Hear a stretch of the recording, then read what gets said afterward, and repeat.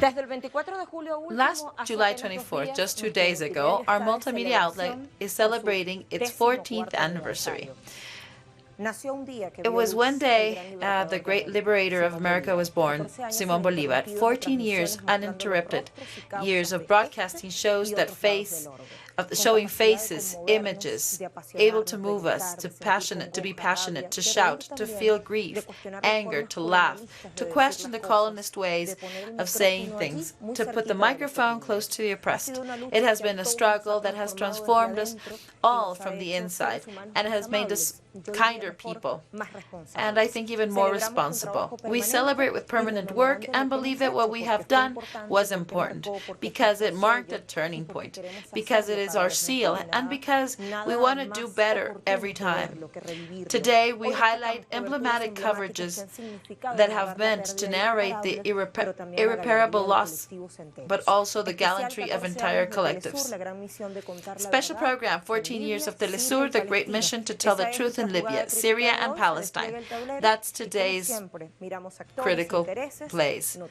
We will be seeing news, actors, and as always, we have you. Thank you very much.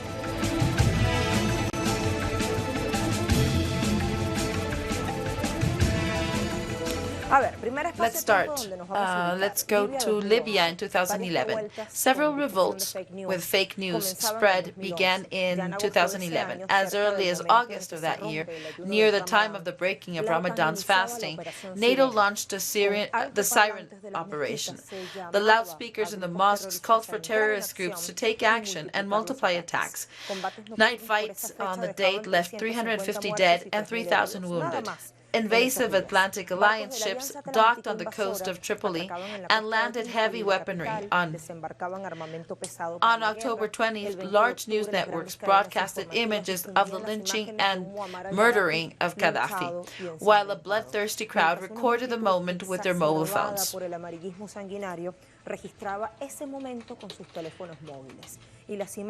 And the images were passed all over the world. What came after was a massacre in Sirte, the place where he was born. For days after, he was placed as a hunting trophy in the martyr city of Misrat. His family was prosecuted and many of the members killed. Where NATO did not fire was where his people were. Nothing was saved from the rest. What was left of all that, besides the death of thousands of saturated hospitals and devastation, is what we see today, a dual government, incapable of taking away power from weapons, the free will of mafias and terrorists, groups that are fighting to control to the east and to the west. And the superpowers are doing what they can to try to get things right, as opposed to the massacre that happened in 2011. There is a locked game in which one of the leaders say this: I assure all honorable Libyans that the date of the great victory and the achievement of the goals is close. The sacrifice of the Libyans, the goal by which people provided the convoys, heroes, martyrs, and the wounded.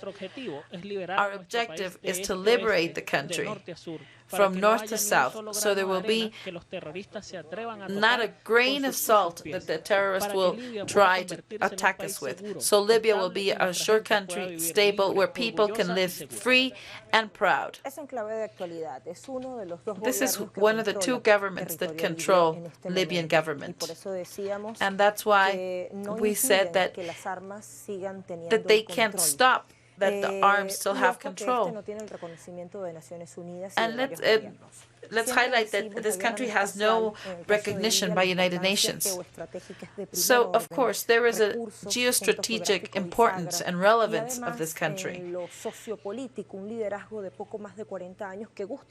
And there is a social supremacy. Libya, officially state of Libya, geostrategically is relevance given by the location. It's in the group of it's one of the located privileged. It's on the north of Africa. It has at the north boundaries with Mediterranean Sea, east Egypt, southeast Sudan, south Chad and Nigeria, northwest Tunisia. It's a crossing point for the migrants from Africa and the Middle East towards the Europe. And at the same time, it's one of the most extensive countries in Africa. It's 1.7 million square kilometers. And up until 2017, it was the sixth economy of Africa with the highest Human Development Index. This was until the NATO troops, France and the United Nations and the US, decided to bombard. The capital is Tripoli, and the language is Arab, and the religion is Islamic. The fertile land is almost 1%, and although they import almost everything they had, lately there has been an advance in cultivating cereals, fruits, and vegetables. It has the largest oil reserves in Africa, and it's part of OPEC since its foundation. And according to a BP publication, it has the largest reserves in Africa, the largest in the Surge Gulf, that is instabilized, that is in hand of mafias, and that also participated in the ousting of Gaddafi. Most of the oil is in the outskirts of Siba, and it's near Tripoli. There's also other areas that have gas and petroleum. There has been a war for controlling all of these oil reserves, so the production has diminished with the invasion. Then began a contraband with the mafias that has been awful for the economy. As a consequence, we also have plaster, iron, limestone, and potassium. Let's go back to let's go to Voltaire Network on March 27, 2011. Some lies about the Libyan war. This is written by Thierry Meissan, co-founder of this medium. And what it says is that in order to worsen the panorama, media spread that thousands fled crimes against humanity, systematic or widespread attacks on the civilian population, the International Crime Court said. And this was a big lie. The Arab Spring was a euphemism that came to the Security Council of the United Nations with France as a spokesperson to justify the covert war, France of the social revolution. France, Great Britain, and the United States shielded themselves from the support of the Arab League and the African Union. The truth is that they spoke out against any armed foreign intervention. If the aim was to protect the population, an embargo of mercenaries would have sufficed. Instead, the embargo extended to the rebels to prevent the victory of Gaddafi. The true objective was to stop the revolution. This is what Thierry Meissan said in his article.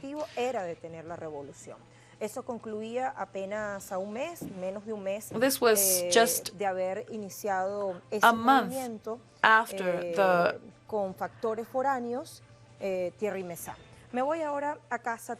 Let's go to teleSUR. We have February 22nd of this year, Venezuela, a new battle of Stalingrad. This is from Atilio Boron, Argentinian-born and Latin American by conviction.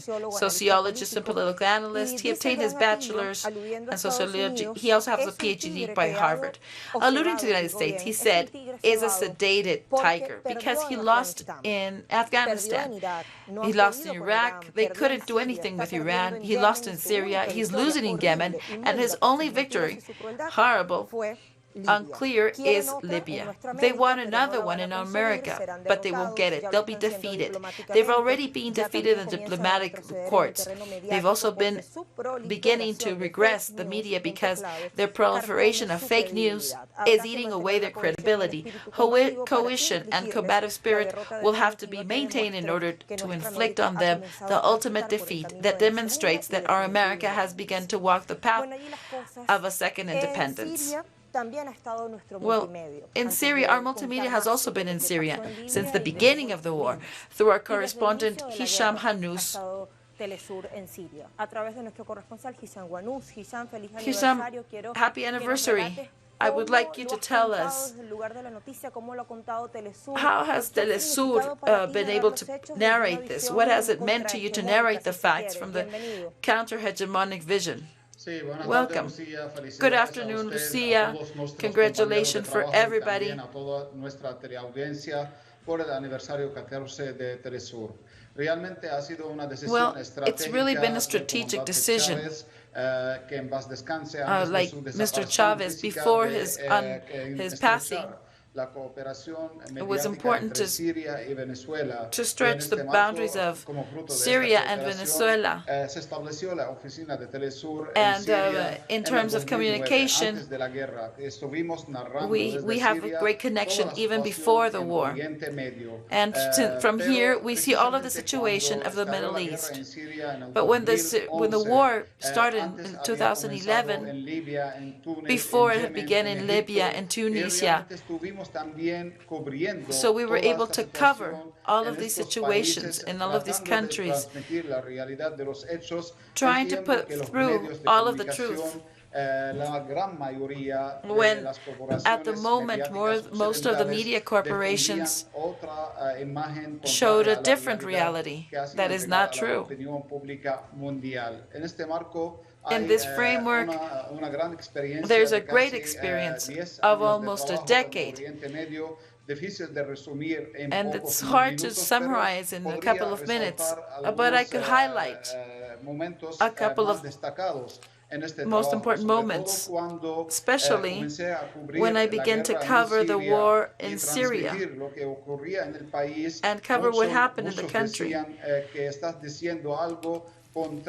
Many people said that I was saying something opposite of what more than 80 news media were transmitting. And I said, it's true. I am just transmitting the truth, and the rest are just lying. And this was consolidated when it was proven that there was a falsification of a map of Tripoli, and that Tripoli had fallen, and that Muammar Gaddafi had been defeated. And at the end, it was all fake. And this was a pivotal turning point when all of the news that came from Syria were well received by the people. At the beginning in Syria, we had people that were protesting for civil demands. And however, this has been sequestered on behalf of Western countries that were trying to, through the Arab Spring, to bring down the legitimate presidents and take over their resources. However, all of the inhabitants here support their government. And this is the image that we had been transmitting. Nevertheless, the Western news media accused the Syrian government of oppressing the people. And the reality was totally different. And so there was a terrorist war imposed from outside. And what they're doing is making the Syrian people suffer. And so far, there are almost 500,000 displaced. And there have been huge economic losses as fruit of all of these news. Then the nice moments have been when Russia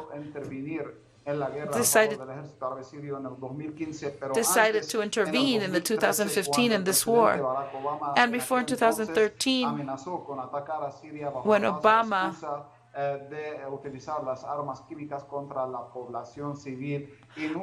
was always threatened also to use chemical weapons. However, a war on Syria on behalf of the United States would also involve other allies.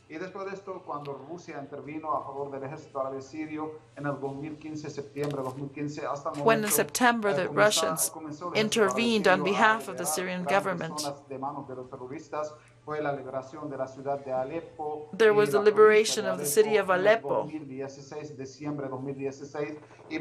This happened in 2016.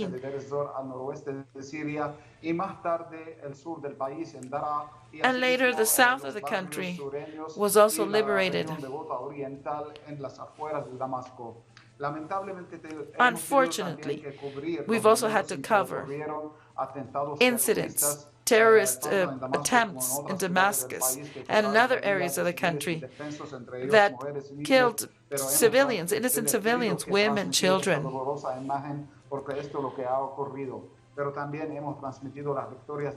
But we've also been able to transmit the victories of the government armies.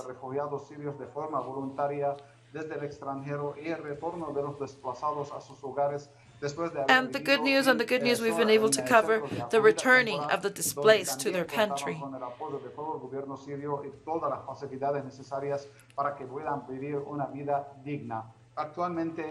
Nowadays, Syria is now an economic war pushed by the US. And of course, this war also has a devastating spectrum. And I think that on the war's front, things are almost finishing because the Syrian government is about to throw out all of the terrorists from the country.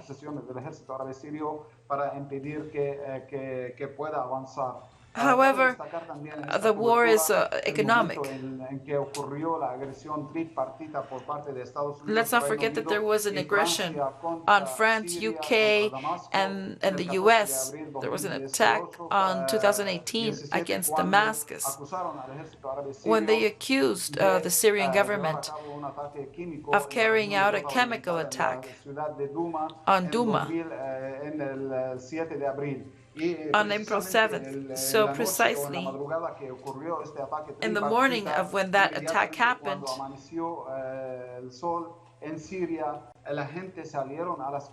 people came out to the streets to reject this manifestation and to condemn the international silence, because this violates the UN Charter.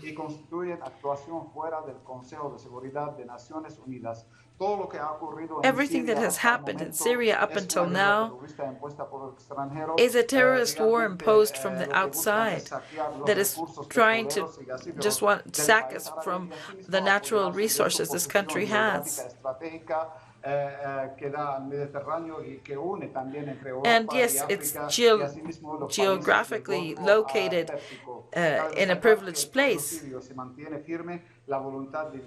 However, the Syrian people maintain their spirit of living in a free and peaceful land and just living off their own resources. And this, of course, confronts the negative vision of the US, that they just want the destruction of Syria. So this is just the solutions that the US proposes does not satisfy anybody.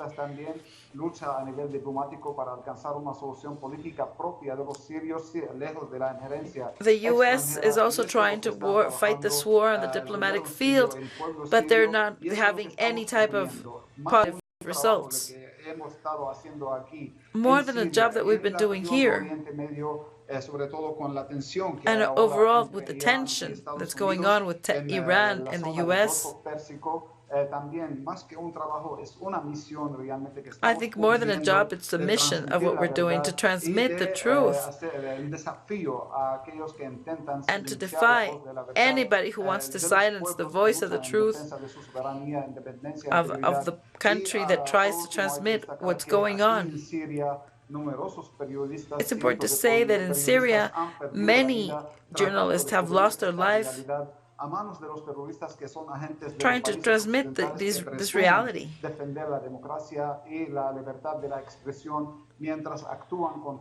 While at the same time, they don't act correctly in Syria. Our partners in telesur have helped us a whole lot in covering this news and the attacks of Damascus. And when we were able to defeat the terrorists in Damascus. And now what they're trying to do is to shut our voices down with this economic war. But we will continue transmitting from here. Thank you very much, Hisham. It's very important what all of this that you're telling us. Por eso decíamos, nos ha tocado contar la pérdida y dolor irreparables, pero también la gallardía, la valentía de colectivos y pueblos enteros. Así comunicamos en telesur Siria durante casi una década ya, como nos. It's almost been a year, 10 years from having our correspondent in Syria. Bueno, queremos ir. Now we're going to have a break. And when we're back, we will be speaking what is the modus operandi of the traditional news media when they're trying to impose their objectives on our area. We'll be right back after this pause. Don't go anywhere.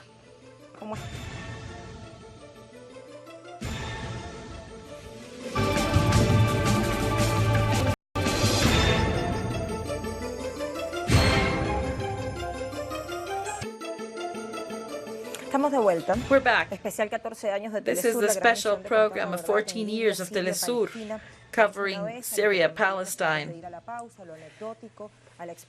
Before we went to our break, we were speaking of the history of our coverage in this country. And we want to talk with Rolando Seguro. He's a correspondent of telesur. And we also have our analyst, international analyst, lawyer, Middle East specialist. She's Isabel Frangi. Thank you for your invitation. Rolando, tell us, how did telesur cover this? Did it mark the coverage of in 2011 in Libya? Yes, I think that ever since we came, and after the passing of the years, I reflect on it, was that at the beginning they asked us, what are you guys doing here? It was the first time that telesur, and at the beginning we were the only Spanish-speaking news media. And they were asking themselves, why are we there in such a remote zone? And I explained it because we're interested in all of this.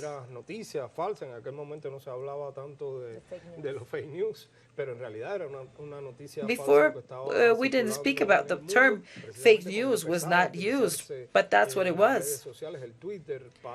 They used to use Twitter to just spread fake news.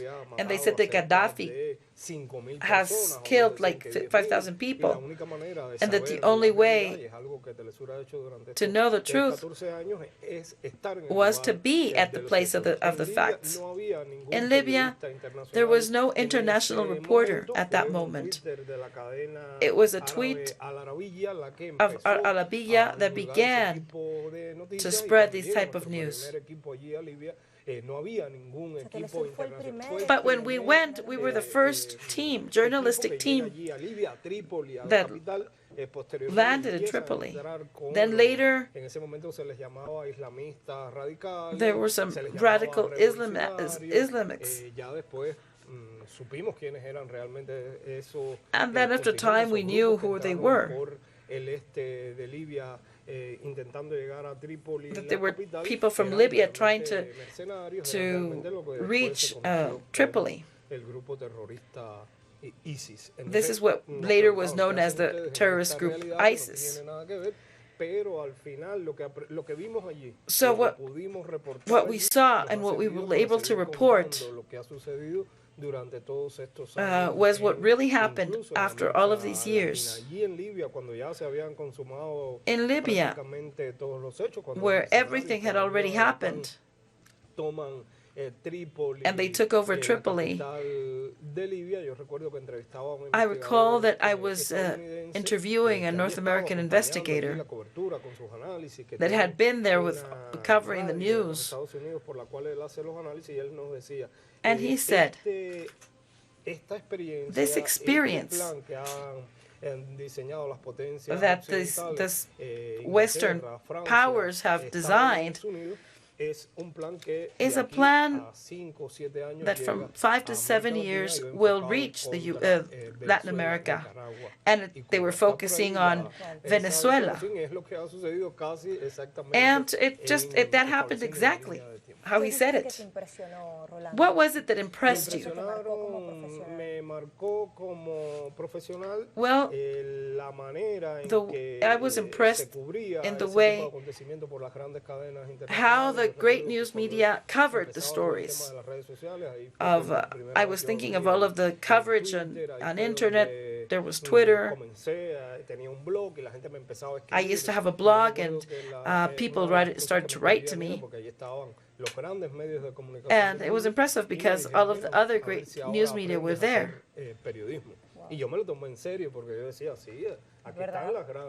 And I was sort of, at the beginning, I was intimidated by the great networks because they're big. But then I saw how they were covering the truth. They were just covering partially. And then I saw how a group of professionals, each time we got there,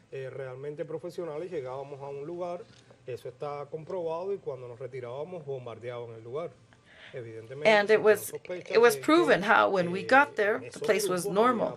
And then when we left, it was bombarded. Los misiles que lanzaba la OTAN supuestamente contra centros de comando y control. So of course, this was NATO-directed weapons. Because when we got there, we saw that there was a building, a home. We saw people that were totally okay.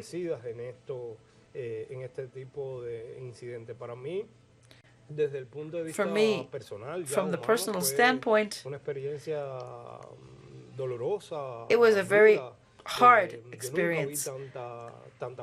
I never saw so many dead people. There were people who were in favor of having a change in Libya. There were people who were mad at Gaddafi. But then, when they saw the outcome, they said, no, this is not what we wanted.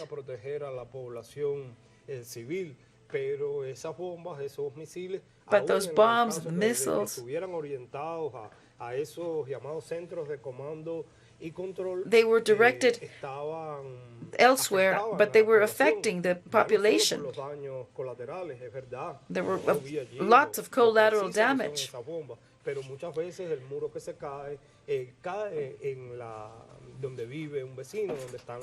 But many times it wasn't true. According to what I was able to prove later, was one of the first experiences where Twitter was used as a weapon of war. And they called through Twitter to give the coordinates of the places. And in many times, the coordinates were a hospital or a clinic. And what they said is in that hospital, the Gaddafi forces were there. And when the international press arrived, we saw that it was a hospital, and there were sick people inside. Resultaron ejecutadas precisamente por esas bombas que se lanzaron contra este tipo de instalaciones. Pero lo mismo sucedía contra las universidades. But the same thing happened against universities. I saw once that there was in the University of Fatah of Tripoli, 2 buildings had been destroyed by the bombs, but they said it wasn't Gaddafi's forces. But when the confrontation began, in February of that year, the first thing that was said was that in fact it was Gaddafi. When that was not even possible. There was an exclusion zone.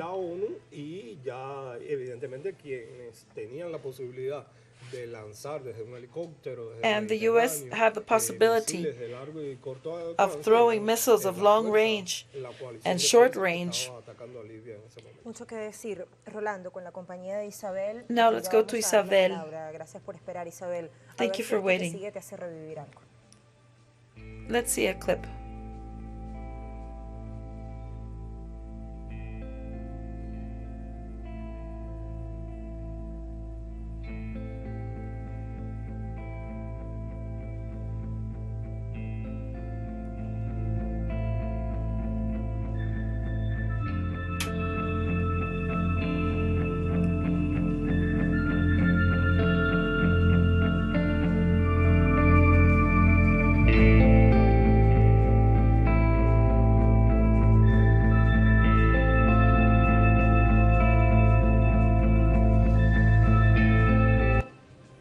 Igualito, Rolando.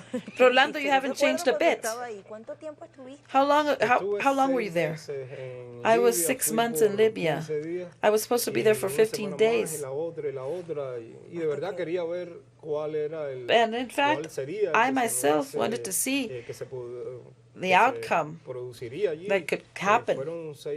There were 6 months where at the beginning the bombarding were at certain hours, fundamentally at almost midnight. As I told you, not necessarily did it affect you physically, but it did emotionally. De muchachas que perdieron a sus criaturas por el impacto psicológico de sentir las bombas. So yes, there were many struggles at that time. La manera en que se movían las paredes. Saber que hay posibilidad real de que puedas morir. Que tienes el peligro cerca. And I think the worst thing is to know that you've got death like at your door anytime. The missiles were going everywhere, and how scared could we be because we were near to them. La vez que lo tuvimos más cercano fue alrededor de 1 kilómetro cuando estaban bombardeando ya la zona. The nearest one was 1 kilometer away. Gaddafi su residencia. When they were bombarding the house of Gaddafi. Eso generaba temor, eso generaba. And that generated anguish, terror. But of course, as always, it's a great learning. It was impressive to see the strategies and the script, and we can see what was happening in other regions, and then participate in the same type of languages and strategies. Then there was a trauma group that had to do with the defense of the human rights. All of this due to the lack of attention of the civil population. And the intention was to, well, it's somewhere close to what happened here. And the experience that I took away, and for them it was a victorious operation. All of these forces in Europe that believed in all of these fake news that were fed to them. And they supported that the only way of getting out of this crisis, some countries raised a position. All of these positions could have made a difference in the Security Council. Now it's totally different. De lo que pasó en Libia ya difícilmente se repita, no sé si podría decir la analista si fue ingenuidad de otras potencias. As I was telling you, I don't know if it was ingenuity of other forces. Zona de exclusión aérea que se había advertido, lo habían advertido las fuerzas de Estados Unidos. Well, the United States had begun to lose all of their power. Que una zona de exclusión aérea implicaba and to have an exclusive zone of the air. La fuerza implicaba derribar aviones, implicaba impedir que los aviones if they tried to impede the airplanes to come through. Gracias, Rolando. Voy a ver si negocio contigo y te robo otros minutitos porque let me speak to my guest, and then I want to go back to you for a couple of minutes. Caracas, Venezuela, a propósito del Foro de Sao Paulo, encuentro comunicacional de este encuentro que reúne a las izquierdas y partidos políticos de izquierda, digamos más bien, y movimientos sociales, progresistas. I know that you're busy because of the summit that's going on. Quiero ahora darle la palabra a Isabel, but I would like to hear Isabel for a minute. Repetirte, Isabel, una pregunta que dejábamos al aire. Las poderosas potencias occidentales Do you think that the Western powers por sus recursos naturales y su privilegiada ubicación geográfica, próximas estas regiones a rutas vitales, mares, enclaves bisagra, para ello han aprovechado las diferencias ideológicas. These countries have taken advantage of the differences ideologically. Han procurado acuerdos estratégicos con los más ricos de la región. The United States and Israel are great powers to which Saudi Arabia adds to. Spain, the UK, and France also are allied to them. It's clear to see that the U.S. tries to take the Washington embassies and change them from cities. Recognizing, adhering to what Israel says of taking over new lands as a solution to the Israeli-Palestinian problem, there was an absurd summit which the Palestinians totally rejected. And it was also the disappearance of Palestine. And pointing at Israel, of course there is the publication of false information that repeat once and again.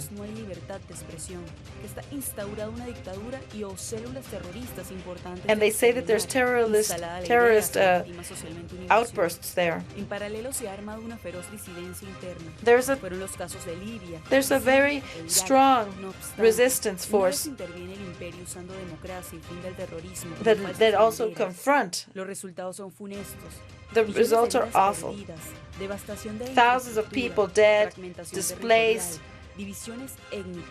division of ethnic groups, families.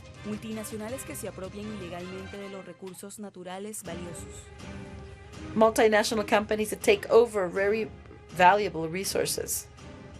Ahora sí tiene la palabra la dama Isabel. Now, let's go with Isabel. Well, this looks like a great process of emancipation. Do you think they're just using our food illegitimately? Well, first of all, we must revere all of those people who were resisting. And first of all, I would like to congratulate teleSUR for these 14 years.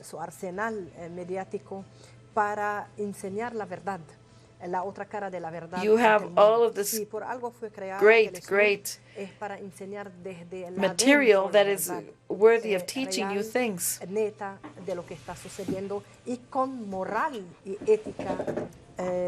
Que no sirve a los intereses imperiales, sino a los intereses de esa humanidad que nosotros todos anhelamos tener en este mundo pluripolar. We just want a multipolar, multilateral, and a real society that responds to human dignity.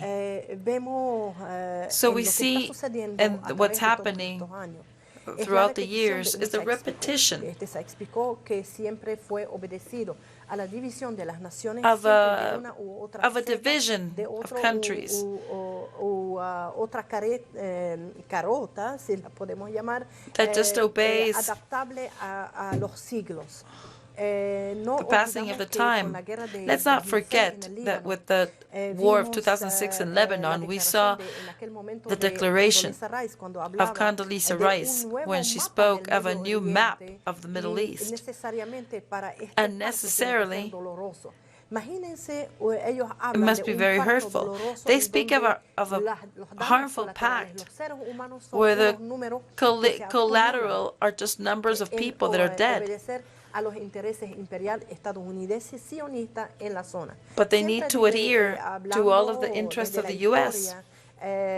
Por la creación artificial del Estado israelí, cuando no fue justo con la declaración de un Estado paralelo.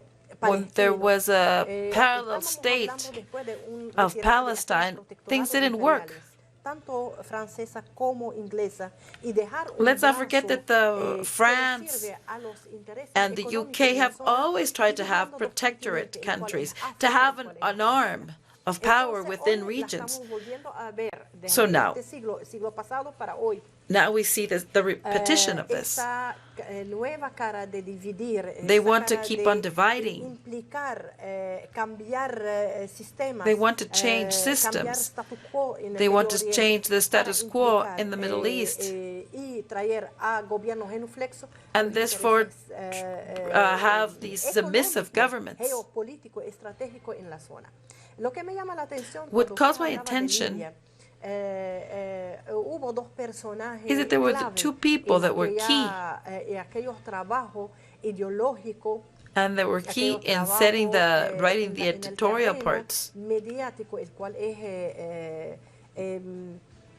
Entre paréntesis, para no decir which is, trato de buscar. I'm trying to look for the correct word. Bernard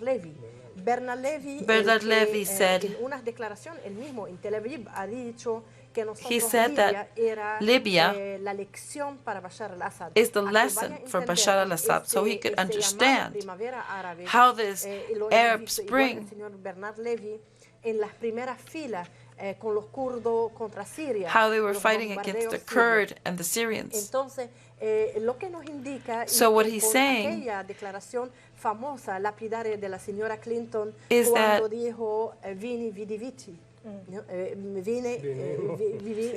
this is, well, in the same line, Ms. Clinton came and saw Vini Vidi Vinci. She was just expecting for the leaders of being killed. And she said all of this smiling. She wanted to exhibit the head, because when we're speaking of Muammar Gaddafi,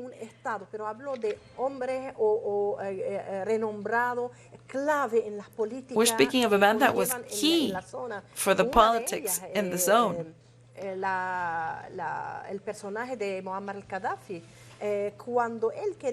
When Muammar Gaddafi wanted to change the alliances, if I agreed, we thought that yes, we should carry out some projects.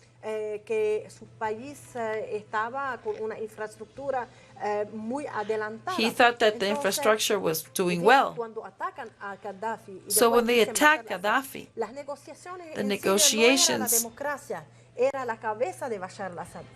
the negotiations afterwards, they wanted the head of Gaddafi and then Bashar al-Assad, because they represent the revolution.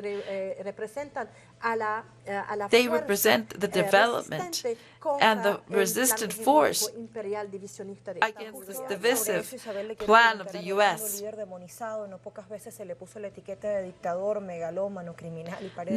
There were many times when he was called as a dictator, but not much is said of all of the things he was able to attain for his people.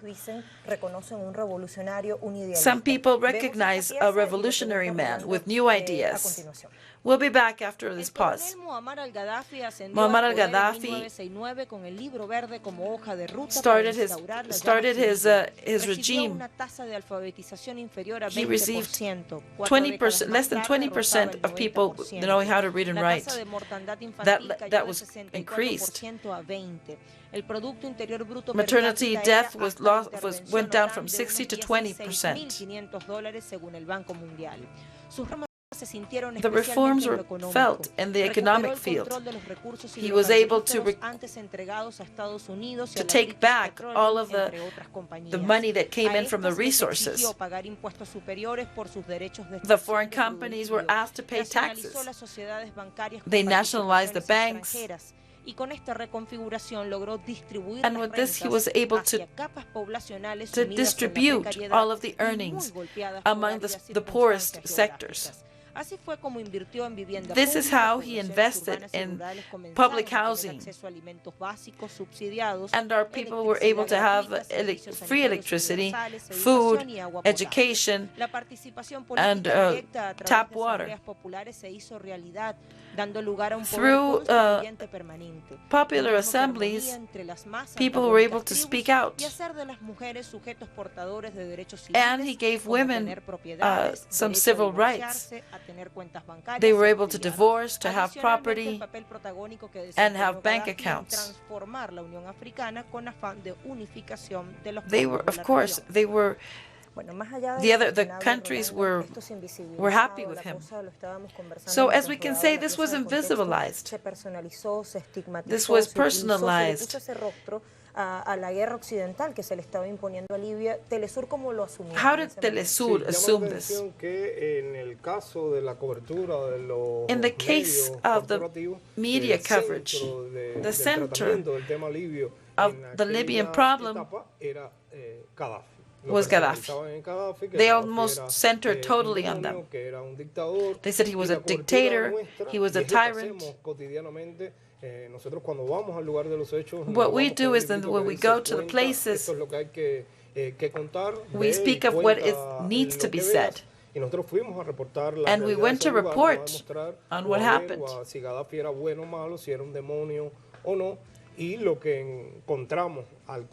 And what we found when we were speaking of the truth is that, as it's been said, 2 months previous to this, in February of that year, Libya had been recognized by United Nations as having the highest human development index.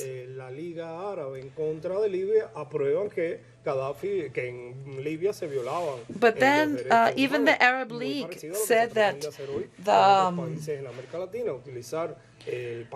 Libya was infringing human rights.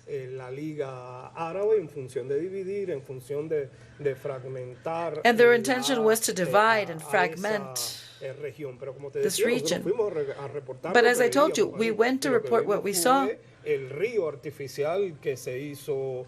and everything was not true.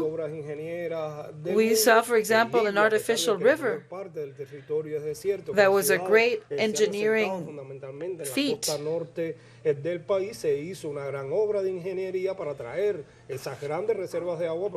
And through this river, large amounts of water were moved towards this region, towards the south.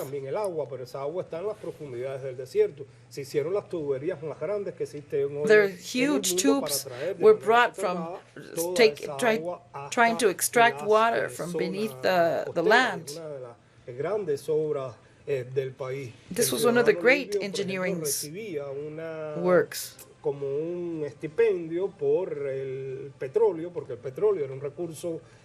People even received a small stipendium. There was some type of income for everyone.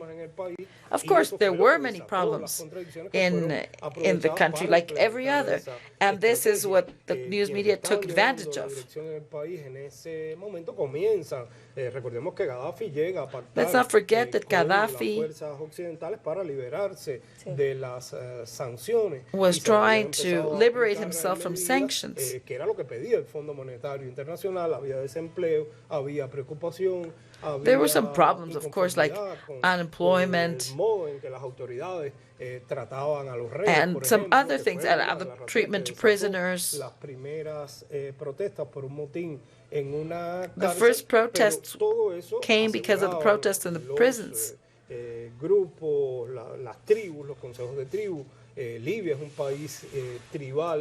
Libya, let's not forget, it's a tribal country.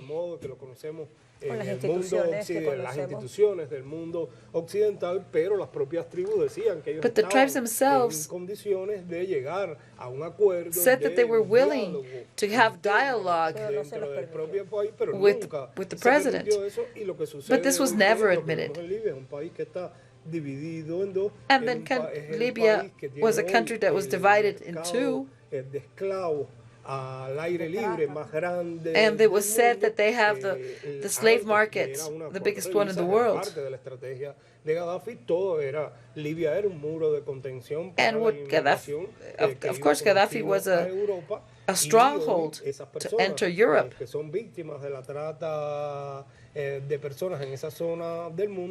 Están siendo esclavizadas allí, están siendo maltratadas. And it was said that some of this human trafficking was passing through Libya. We even saw 1,000 people died last week in Tripoli. This is because of the instability of the region now, because there are two factions that are trying to govern, but neither one can do so. Isabel, I would like to ask you, ¿Cómo la guerra ha modificado la geopolítica regional? ¿Cómo esto se conjuga how has the war restructured the geostructure of the geostrategic of the area?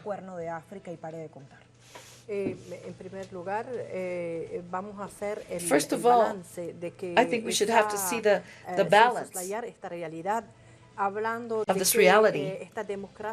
It's important to say that the democracy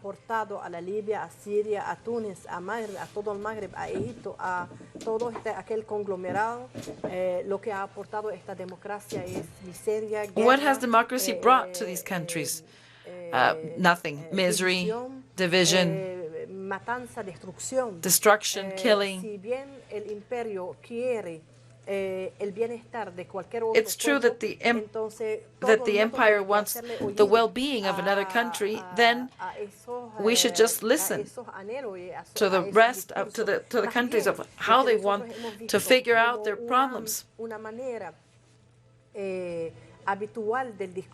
We have seen that there's always an imperial speech that tries to capitalize on the discomfort of the common person. Everybody wants to change and improvement.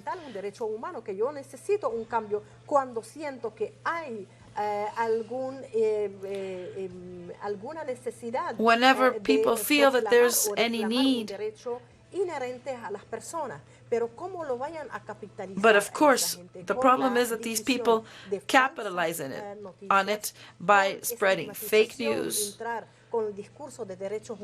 with fake news and with the speeches of human rights, and with money that comes from NED or from USAID.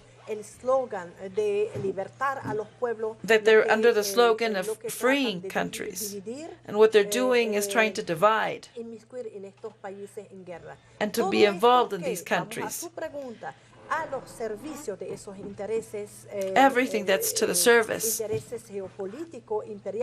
of these imperialist powers. We are now living after this Arab Spring. As it's been proven, it was not the spring, but on the contrary, it was the autumn. Estamos viendo hoy la guerra que se está desatando. We see that the war that is unleashed la guerra de los estrechos. Quiere decir, of the straits, of the water, and they're just trying to prove who is more powerful. Going from Gibraltar to the north of Africa, de la división, de la balcanización del norte de África. Si se acuerdan del tema, hablando de la balcanización, empezó con Sudán, la división de Sudán. There's a division in the north of Africa. Let's not forget Sudan, Entonces, todo esto, Darfur, and all of these stories reached Syria. That at the end of the day was the group that resisted with the support of the great powers.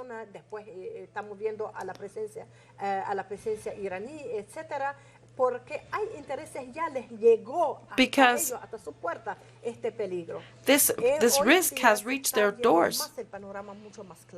Now the panorama is much more clear. If you see all the news, we see that there's a war in the African Horn that is represented by Yemen. We see what's going on in Hormuz. We saw it in Sri Lanka. The African continent entirely is being a victim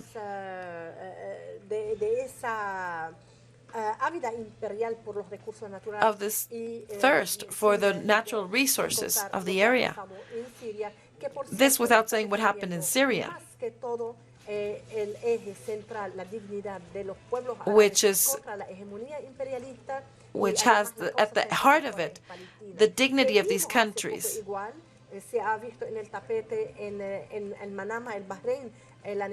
Just recently in Bahrain, we saw the summit of the century. But we want to say that we should not fall into that speech. We have to perform our own studies, because when they speak about agreements, it's a negotiation, and that's selling something. That means I sell you something, you buy me something. And in Manama, what was trying to do is they were trying to sell out Palestine. Decíamos al principio, Isabel, una máxima de Telesur, cuestionar las formas colonizadoras o colonialistas de decir las cosas. Quiero agradecerle, Isabel. I would like to thank you, Isabel. Como siempre, por haber apartado el tiempo para compartir con nosotros en la jugada. And the same thing to Rolando. Thank you for your coverage and for coming here and illustrating everything that has happened. Vamos a pasar nuestras conclusiones. Let's go to conclusions. Mientras vamos hacia el otro lado, vamos a mostrar cómo también Telesur ha hecho cobertura ininterrumpida en Palestina. We're going to also show how we've done coverage in Palestine.